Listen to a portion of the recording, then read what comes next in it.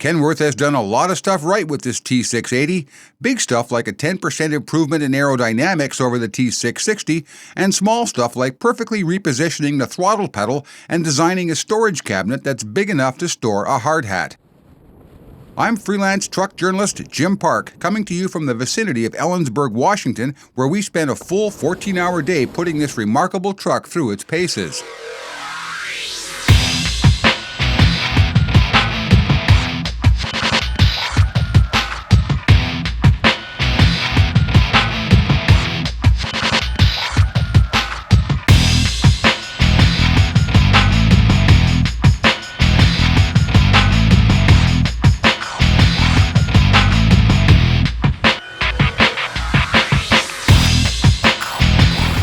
In part one of our video series, we spent much of our time looking at the truck's ride and handling. As you just saw, we also gave the Cummins ISX and the Eaton UltraShift-Plus a darn good workout on those 5 and 6% grades on Interstate 82 south of Ellensburg.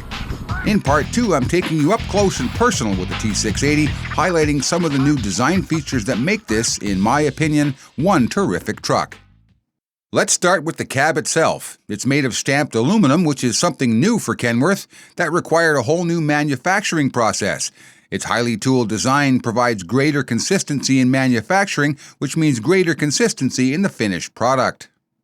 The doors feature a swing-in hinge rather than the traditional piano hinge. That gave engineers more latitude in the hinge placement, and that led to a number of other design improvements. The mechanical clutch linkage is gone. It's replaced by an air-assisted hydraulic linkage. The feel is just right. The clutch brake is still down at the bottom of the pedal throw where you expect it, and it takes a whole lot less force to push the pedal down. With the mechanical clutch linkage out of the way, engineers were able to reposition the driver's seat, moving the driver's hips upward and forward for a better, more comfortable driving position and more interior space. Kenworth engineers also talked to a lot of body shop technicians to identify areas on the rear of the sleeper that sustain a lot of minor damage from backing jackknife mishaps. They then redesigned the rear corners of the sleeper to make it easier and less costly to repair.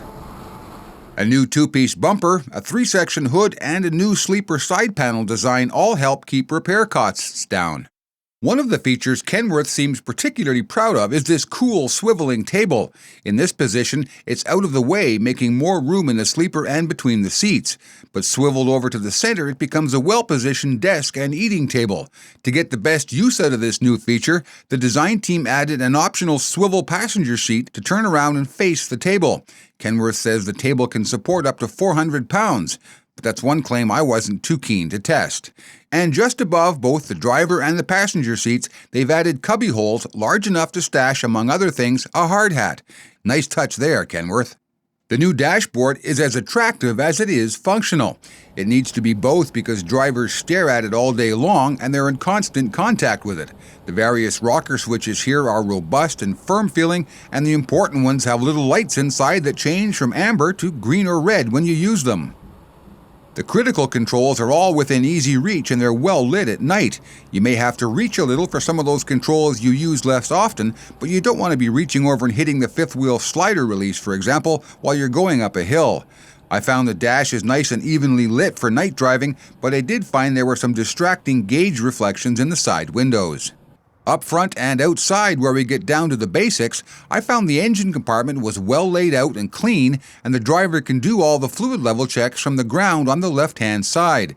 It's not that hard to step over the bumper to get in for a closer look, and adding oil won't be a problem with this well-placed filler pipe.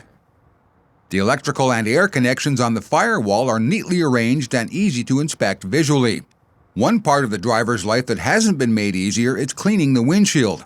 And here's a criticism I'll level at all truck makers. It's difficult and possibly dangerous to climb up onto the front wheels in order to get your squeegee to the center of the windshield. And the lack of a handhold and foot placement make climbing up onto the truck a tricky exercise. I'd gladly give up the 0.03% in aerodynamic drag a handle on the hood cowl might create in order to keep a driver from taking a header off of a wet steer tire. I really think Kenworth hit a home run with this T680. It's the first totally new design Kenworth has produced since the T2000 emerged back in 1996.